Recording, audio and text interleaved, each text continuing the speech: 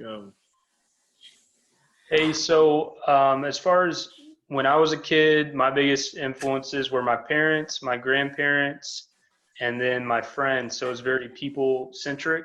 But for kids today, I think their biggest influences are their friends at school specifically, and maybe on sports teams, and then social media influencers, or even their interactions with real life friends on social media, and all the ways that plays out. And then number three, I think it's their parents, and it goes on from there. So um, I hope I'm wrong, and I hope that's not the case. And I really hope this isn't the case in Christian homes, where there's both parents involved and both parents have been around the entire time, and they're doing their best to raise them in a Christian context, sharing the love of Christ. But unfortunately, I think that the influence of parents, especially with kids who've been hurt, is really fading away. Uh, so Sweet. My answer to the question was I had culture in there, I had family in there, and then I had like social media slash influencers. We talked a little bit about how we're literally in the age of where people can make money just on social media, on YouTube, and name themselves influencers.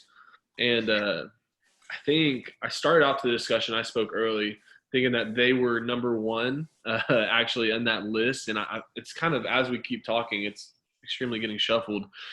We know that the parents and the family should be the number one, and that's their responsibility. We ended talking about that, how it's our job as pastors to come alongside parents and make sure that we're equipping them to be the spiritual leaders, to be the influence, the number one influence on their student, and raise their student and being their spiritual leader of the households of their household.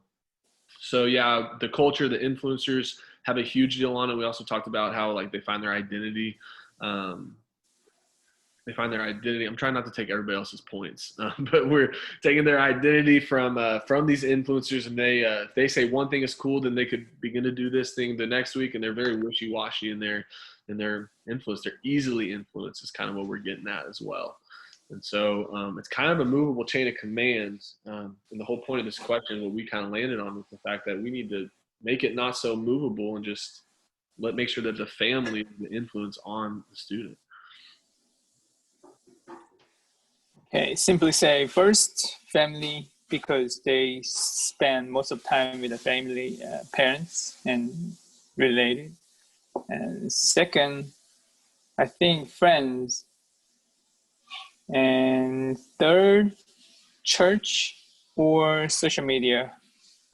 For Christian, it will be church, and non-Christian will be social media more than Christian youth kids, I think.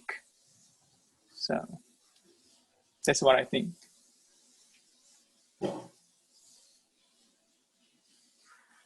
That's it. Tyler, we can't hear you, bro. Yeah, sorry. No, can't hear you. Testing 1 2 1 2. Yeah, we got you. yeah, Okay, good. Okay, so definitely friends and peers are definitely going to be at the top, because it's kind of like this old saying that whoever you hang out with is who you're going to end up eventually becoming. And I think friends play just a major role because everyone wants that acceptance. And because of that acceptance, they're willing to do almost anything in order to gain that acceptance, which can also bleed over into social media, which is what I think is number two, mainly because of anything that's out there. They will, people on social media will say, if you do this or you don't do this, then you are either the greatest thing or you're absolutely nothing. And people will pick up on that and will totally change their entire lifestyle to fit that almost neat little box of this is how I must be, this is how I must act, otherwise I'm considered as nothing.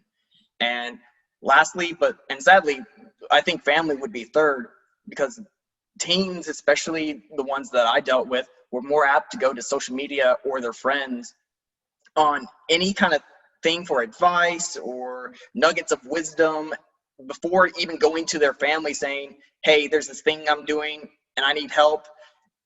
And I really do think family should be number one because, you know, God gave it to us for a reason. It was established way back in the Old Testament. And even in the New Testament, Paul talks about how the family is supposed to be kind of like the church, and God is the head of the church. And we should be keeping our eyes on him. But sadly, we get sidetracked with a whole bunch of other things. But definitely family should be first, but it ends up being dead last on my list. Okay, so my top three was friends, school, and social media. And pretty much, I guess we are on the same track, but I just want to emphasize on family. So where is family in the list? So we agreed that especially for non-believers and even for believers, family, they are sometimes not in the list. And especially for parents, father should be the head of the household, and that's how God appointed man as a leader. But many times even though they have that authority and power, they have lack of responsibility to lead their children. So I think their role is really important to lead them spiritually, lead them morally, and teach them all the things that they have to learn through their parents. But especially for men, I don't know. I just feel bad that a lot of kids are not taken care of from their parents. So I guess even from the church, we should not teach, but encourage their parents, encourage their father and mother to lead their children in a godly way at their home. Because when they come to church once a week or twice a week, their life is not gonna like totally change because they spend most of their life with either at school or with friends, not friends, but family. So I think it's really important to know what it means to be a family in a biblical context, and we should really focus on family because that should really like heavily influence in their life after God. So I guess like that's a role for church leaders too.